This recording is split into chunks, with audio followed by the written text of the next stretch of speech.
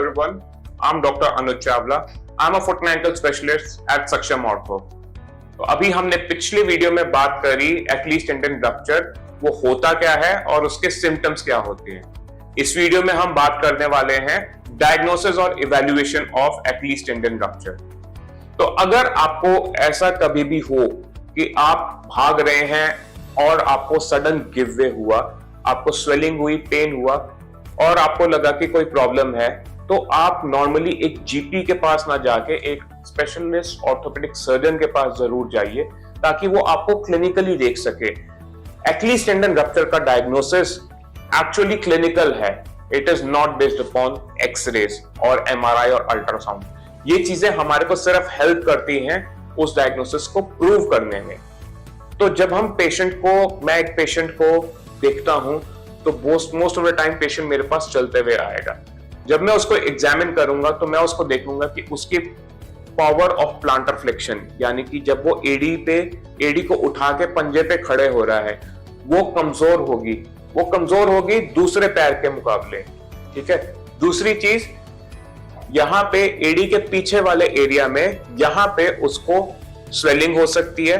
और एक और चीज होती है पैल्पेबल स्टेप, यानी कि अगर हम एक्लीस टेंडन को ऐसे फील करते हैं तो वो टेंडन हमारे को बहुत आराम से दिखता है, लेकिन जो दूसरे वाला जो पैर है जिसमें इंजरी हुई है, उसमें वो जो उसका कंटूर है वो लूज हो जाता है। और जब हम उसको फील करते हैं तो हमारे को एक जगह ऐसा रहेगा जहां पे हमारी उंगली बिल्कुल अंदर चले जाएगी, जहां पे रप्चर हुआ है, और उसको हम कहते हैं एक स्टेप जो कि फील होता है।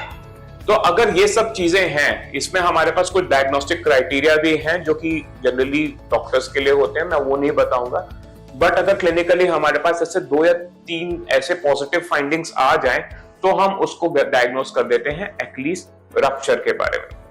जब अब मेरे पास अगर पेशेंट एक आया है एक्लीस रप्चर का, तो मैं उसमें सबसे पहले एक एक्सरे करूंगा, एक simple lateral view of the ankle, जिसमें कि हम ये नहीं देखेंगे कि वो टेंडन रप्चर है कि नहीं है, बट उसमें हम ये देख सकते हैं कि वो जो टेंडन है उसके अंदर कोई कैल्सिफिकेशन है कि नहीं है, या फिर जो रप्चर हुआ है वो रप्चर क्या इंसर्शन से, यानी कि जहां पे वो हड्डी अटैच होती है, मसल अटैच होती है हड्डी से, वहां से रप्चर हुआ है। तो कई बार वहां से वो एक पीस ऑफ बोन ले लेता है। मेरी पर्सनल क्लिनिकल प्रैक्टिस में जो है, मैं इंसर्शनल एक्लीस रप्चर बहुत ज्यादा देखता हूं और उसमें हमेशा एक्सरे में मेरे को इनडायरेक्ट साइंस दिखते हैं एक्लीस टेंडिनाइटिस के, और कभी कभी एक पीस ऑफ बोन भी दिखता है। Now, once I have done that, उसके बाद नेक्स्ट इन्वेस्टिगेशन जो है वो डिपेंड करता है कि मैं क्या सस्पेक्ट कर रहा हूं और मेरे पास किस तरीके की सुविधाएं या फैसिलिटीज हैं।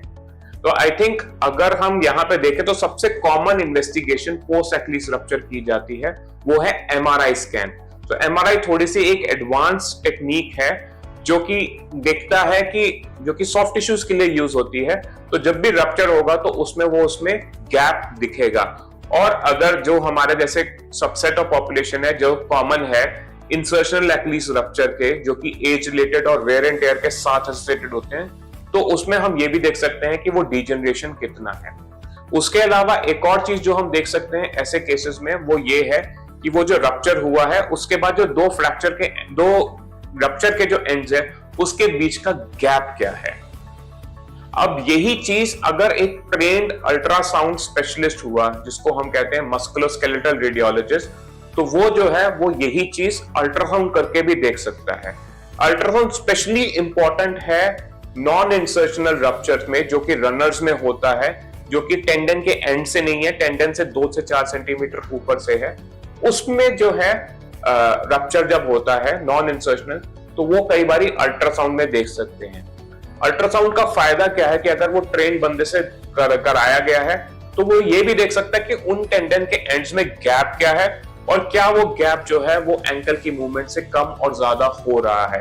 क्योंकि अगर वो गैप जो है बिल्कुल अपनी जगह पे आ जाता है व्हेन एंकल को हम नीचे करते हैं या प्लांटर फ्लेक्स करते हैं, तो उसका मतलब है कि उसकी हीलिंग की टेंडेंसी विदाउट ऑपरेशन भी पॉसिबल है। तो जब हम ये सब कर लेते हैं, उसके बाद अगर हम सर्जरी के लिए प्लान कर रहे हैं तो हम रूटीन प्री ऑपरेटिव इन्वेस्टिगेशंस भी इसमें करते हैं। तो ये वीडियो था हमारा अबाउट डायग्नोसिस एंड इवैल्यूएशन, और अगले वीडियो में हम बात करेंगे treatment options for Achilles tendon rupture. Thank you.